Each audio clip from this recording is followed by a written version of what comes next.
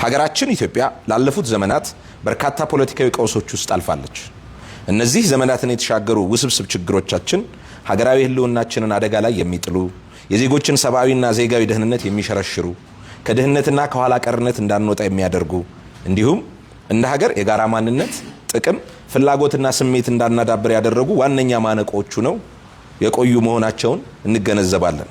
ፓርቲያችን ኢዜማ ለህዝብ ይፋ ካደረጋቸው መሰረታዊ አቋሞቹ መካከል አንዱና ዋነኛው ሀገራችንን ከግጭትና ኋላ ቀርነት አዙሪት ማውጣት የሚቻለው በሰለጠነ ምክክር ብቻ ነው የሚለው እውነት ነው።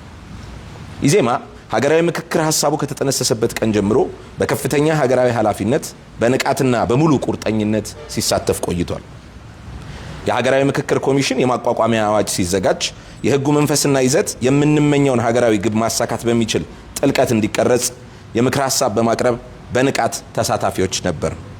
አዋጁ በህዝብ ተወካዮች ምክር ቤት ሲጸድቅና ኮሚሽነሮች ሲሰየሙ ገለልተኛና ብቁ የሆኑ አካላት ወደ ኃላፊነት እንዲመጡ ኢዜማ የራሱን አዎንታዊ ድርሻ አበርክቷል።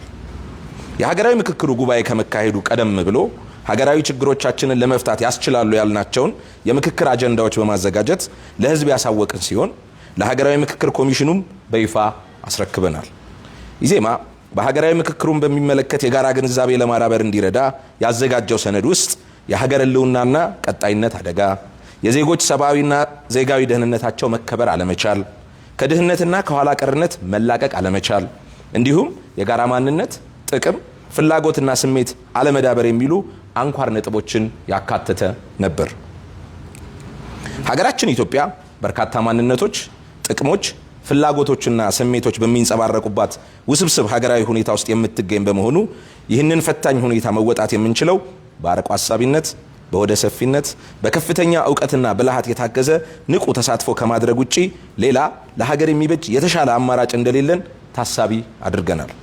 ሀገራዊ ምክክሩን በተመለከተ የምናቀርበው ምክር ሐሳብ ከእኛ የቡድንም ሆነ የግል ጥቅምና ፍላጎት ይልቅ የሀገራችንን የኢትዮጵያን ዘላቂ ጥቅምና ፍላጎት የሚያስቀድም ሊሆን ይገባል ብለን በምንችለው ሁሉ ሰርተናል። ሀገራዊ ምክክሩ በይፋ ከተጀመረበት ሐምሌ 08 2018 ዓ.ም ጀምሮ ባለው ረጅምና እልህ አስጨራሽ ሂደት ውስጥ በርካታ ስልታዊ ማነቆችና አሰራርን ያላከበሩ ችግሮች ባጋጠሙን ወቅት ሂደቱ እንዳይበላሽ በማሰብ ጉዳዩን ወደ አደባባይ ከማውጣት ይልቅ ለኮሚሽኑ ምክር ቤት ቅሬታዎቻችንን በተደጋጋሚ ያቀረብን ሲሆን በአካልም ከኮሚሽኑ ከፍተኛ አመራሮች ጋር በመወያየት የማረሚያ ሐሳቦችን አቅርበናል። በርካታ ችግሮችንም በዚሁ መንገድ ፈተናል። እንደ ማሳያም አንዳንድ በኤክስፐርትነትና በአስተባባሪነት ስም በኮሚሽኑ የተመደቡ አካላት በምክክሩ ሂደት ያንጸባረቁት የነበረው ግልጽ ወገንተኝነትና የተዛባ አካሄድን በጽናት እየተከላከል ሂደቱ ሀገራዊ ተስፋን እንዳያስከስብ በሚል እምነት እስከ ፍጻሜው ለማድረስ ከፍ ያለ ዋጋ ከፍለናል። እንደ ኢዜማ ሀገራዊ ምክክሩ በይፋ ከተጀመረበት ዕለት አንስቶ እስከ ተጠናቀቀበት ድረስ በከፍተኛ ሀገራዊ ኃላፊነት ንቁ ተሳትፎ ስናደርግ የቆየን ሲሆን ችግሮች ተከስተዋል ብለን ባመንበት ጊዜ ሁሉ ለኮሚሽኑ የእርምት እርምጃ እንዲወስዱ በማሳሰብ እና መተግበራቸውን ጭምር በመከታተል ሂደቱ ትርጉም እንዲኖረው የበኩላችንን አስተዋጽኦ ተወጥተናል ብለን እናምናለን።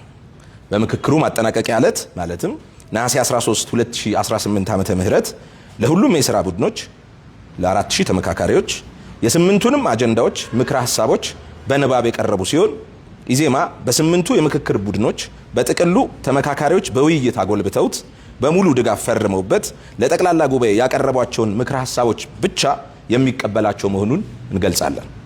በአጠቃላይ ሀገራዊ ምክክሩ የነበረው ሂደት ከነጉድለቶቹም ቢሆን እንደ መልካም ጅምር የምንወስደው ወደፊትም በሀገራችን ያሉትን ቀሪ ችግሮች በተመሳሳይ ከጠመንጃ አፈሙዝ ውጪ በሆነ መልኩ በጠረጴዛ ዙሪያ ብቻ መፍታትን ልማድ እንድናዳብር አዲስ በር የሚከፍት መልካም ጅማሬ አድርገን ወስደነዋል። የምክክር ሂደቱ የመመካከሪያ ምዕራፉ ቢጠናቀቅም የሂደቱ ወሳኝ ምዕራፍ የሆኑት በኮሚሽኑ የመጨረሻው ምክረ ሐሳቦች ለመንግስትና ለሕዝብ የሚቀርቡበት ሂደት እንዲሁም የትግበራ ምዕራፍ ገና ይቀረናል። እነዚህ ሁለት ዋና ምዕራፎች በጥንቃቄ እንዲያዙ ኢዜማ የሚከተሉትን 5 ማሳሰቢያዎች ለመስጠት ይወዳል።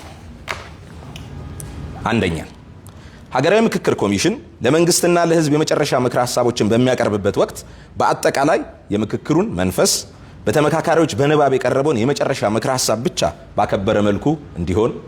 ሁለተኛ፣ ኮሚሽኑ በተመካካሪዎች የቀረቡትን 400 ምክረ ሐሳቦች ለህዝብ ይፋ እንዲያደርግ።